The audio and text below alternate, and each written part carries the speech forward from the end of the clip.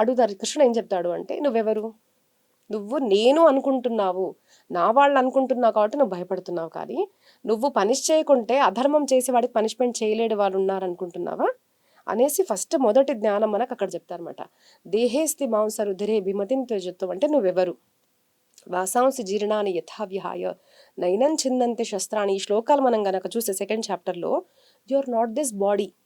మనం చేసే ప్రతి క్రైమ్ చూడండి, అంటే మనం చేసేది ఎందుకు అంటున్నానంటే మనలో కూడా ఉంటుంది. ఎక్కడో జలసి, ఎక్కడో కామము, ఎక్కడో క్రోధము. ఎక్కడొస్తుందండి కామం, ఎక్కడ పుడుతుంది? నేను ఒక ఆడపిల్లని అనుకుంటేనే, మగవాడు ఆడది అనుకుంటేనే కదా అక్కడ కామం పుట్టేది.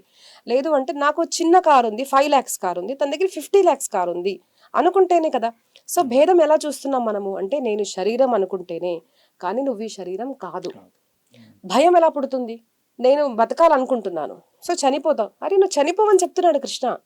కృష్ణ ఏమంటున్నాడు అంటే, నువ్వు బట్టలప్పుడు ఈ శారీ చేంజ్ చేసి ఇంకో శారీ వేసుకుంటే మనం బాధ ఎలా పడమో, అలాగే యూఆర్ జస్ట్ చేంజింగ్ క్లోత్స్.